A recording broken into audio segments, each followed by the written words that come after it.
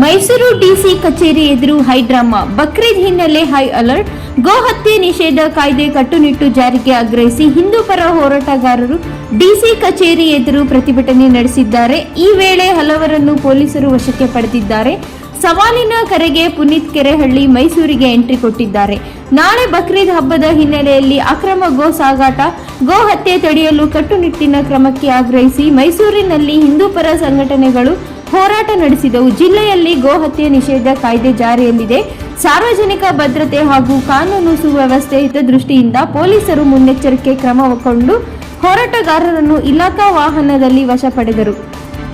ಅಧಿಕಾರಿಗಳ ಪ್ರಕಾರ ಕಾನೂನು ಬಾಹಿರ ಗೋ ಹತ್ಯೆ ತಡೆಯುವಂತೆ ಗೋರಕ್ಷಣೆ ಭದ್ರತೆ ನೀಡುವ ಜನರು ಕಾನೂನು ಕೈಗೆತ್ತಿಕೊಳ್ಳಬೇಡಿ ಎಂದು ಮನವಿ ಮಾಡಿದ್ದಾರೆ.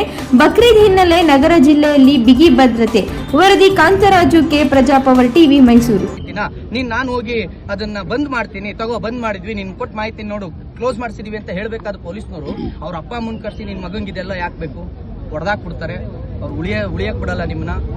ನಮ್ಮ ಚಂದ್ರಮೌಳಿ, ವಿನಯ್ ಇವರಿಗೆ ವಿನಯ್ ಅನ್ನೋರಿಗೆ ಗೋರಕ್ಷಣೆ ಮಾಡಿದ್ದಕ್ಕಾಗಿ ಇವರಿಗೆ ಇದನ್ನ ಕೇಳಿದ್ದಾರೆ, ಏನದು ಶೂರಿಟಿ ಕೇಳಿದ್ದಾರೆ. ಅಂದ್ರೆ 107 ಮಾಡಿದ್ದಾರೆ. 107 ನ ಕೋರ್ಟ್ ನಲ್ಲಿ ಸ್ಟೇ ತಂದಿದೀವಿ. ಸ್ಟೇ ತಂದಾದ್ಮೇಲೆ ಮತ್ತೆ ಪೊಲೀಸ್ನವ್ರು ಮನೆ ಬಾಗ್ಲಿಗೆ ಹೋಗ್ತಾರೆ. ಯಾಕೆ ಹೋಗ್ತಾರೆ?